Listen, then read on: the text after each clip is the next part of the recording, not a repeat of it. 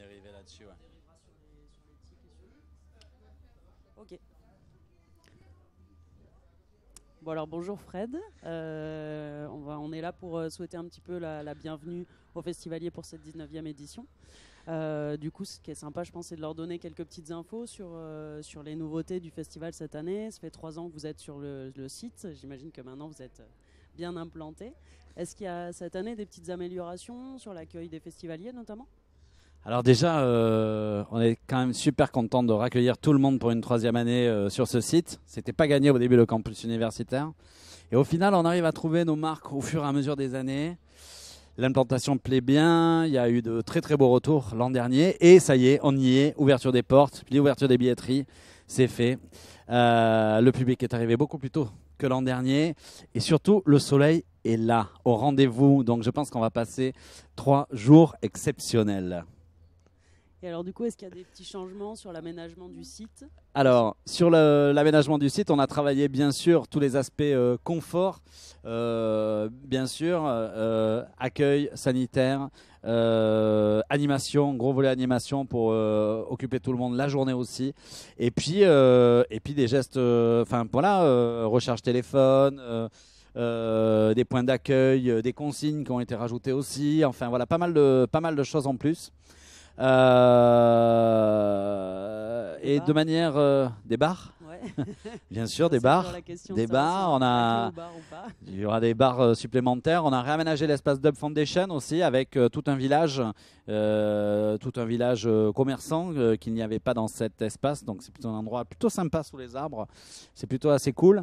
Renforce le Reggae Sun Kids aussi, qui est l'espace enfant du festival, renforcé cette année avec l'aide des espaces jeunesse du Centre Médoc et de la ville de Talence. Donc oui, on a pris le temps de travailler beaucoup plus le fond. On a eu une présence toute l'année aussi sur les universités. Donc ça nous a permis de tisser des liens avec des assos, le monde associatif, les bénévoles, beaucoup de locaux. Enfin voilà, une vraie empreinte du festival sur le localement quoi.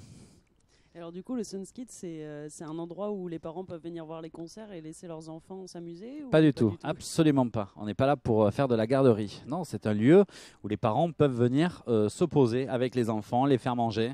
Il y a un bar à jus de fruits, il y a des animations, des jeux, un aspect ludique, mais ce n'est absolument pas une garderie. Hein. On n'est pas là pour s'occuper des enfants des autres. Par contre, on est là pour offrir un confort aux jeunes parents qui viennent participer au festival, car ils sont de plus en plus nombreux.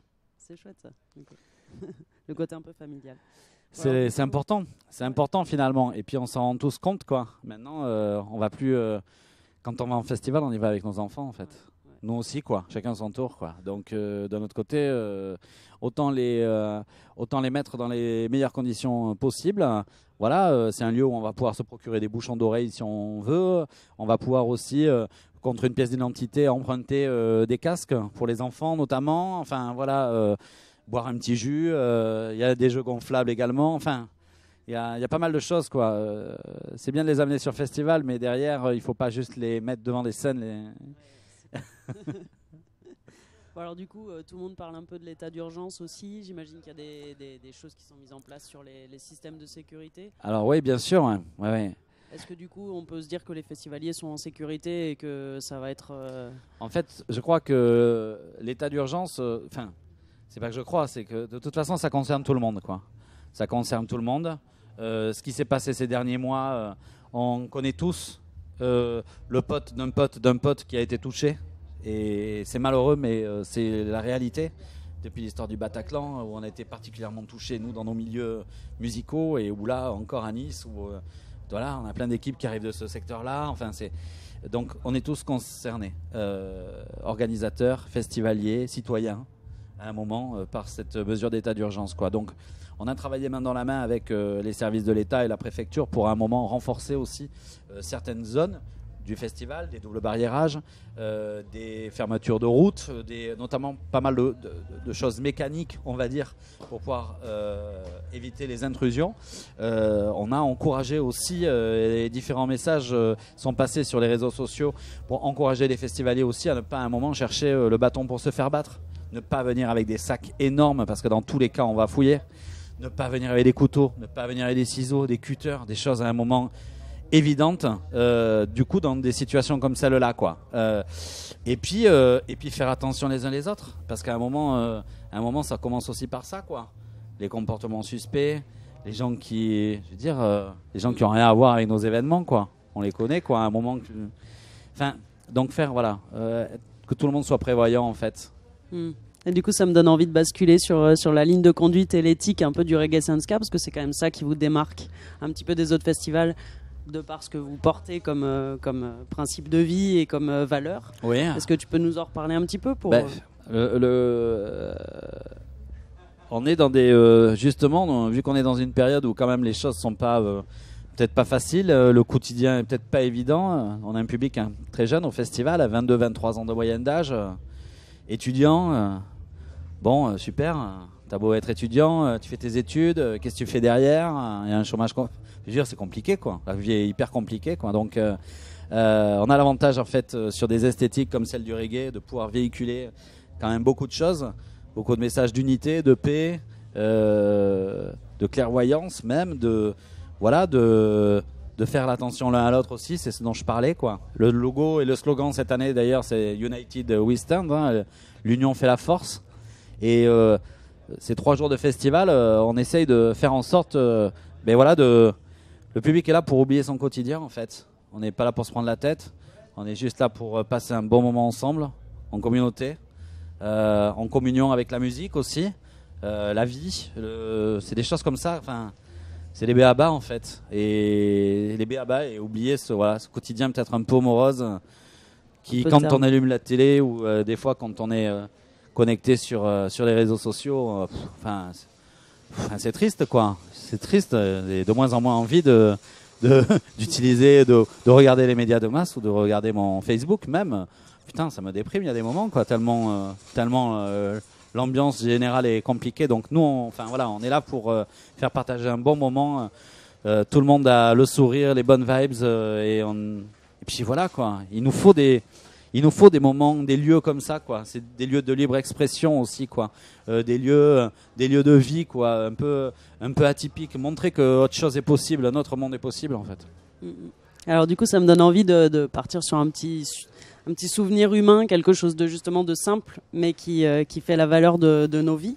Est-ce que tu as un petit souvenir à nous raconter sur ces 19 éditions qui viennent de se passer, quelque chose qui t'aurait marqué, qui te marquera au fer rouge toute ta vie? C'est pas la question piège, mais mais les anecdotes sont nombreuses. J'ai peut-être pas d'exemple précis, puisque tous les ans on a des choses fortes, symboliques, qui sont là, à la fois dans l'aventure humaine que l'on vit avec.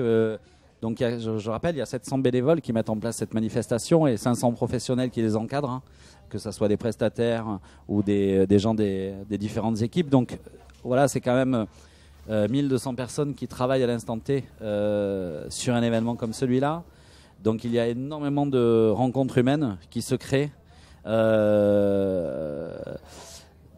Tous les ans, on a spontanément des initiatives de festivaliers, de bénévoles qui viennent compléter, agrémenter, embellir, on va dire, cette manifestation. Alors, cette année, il y a des équipes qui, de nouveau, sont descendues de Paris en vélo aux couleurs du Reggae Sans Ska pour venir, pour propager cette bonne parole au travers de la France.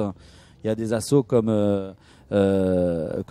l'assaut du cœur qui sera présente aussi sur cette édition. Enfin,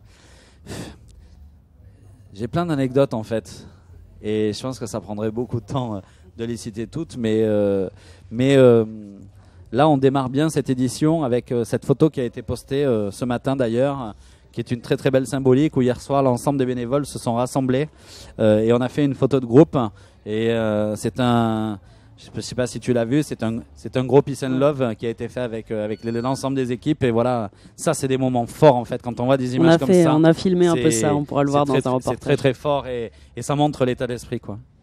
Ouais, ça, je pense que ça va plaire. Du coup, l'année dernière, c'était un chœur. Il y a eu une grande bâche qui a été faite. J'ai vu tous les bénévoles qui allaient voir s'ils se voyaient sur la bâche. C'était rigolo.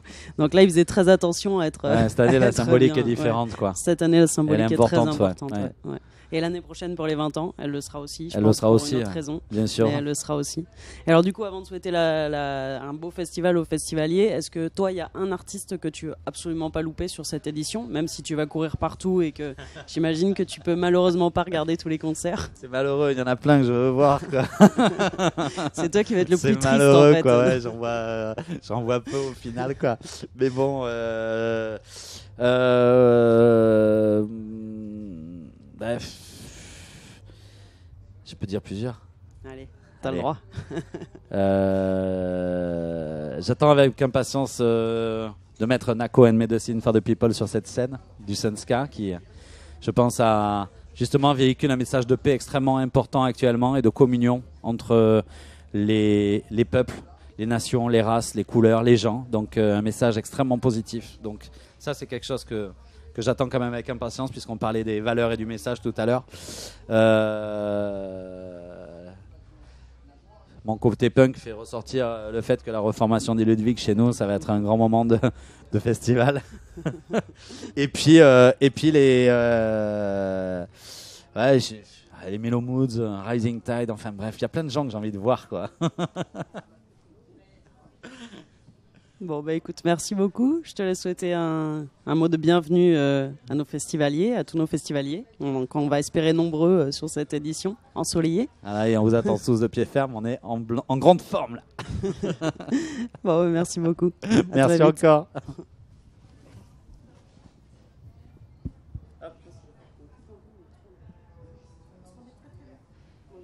Bon, ça va ?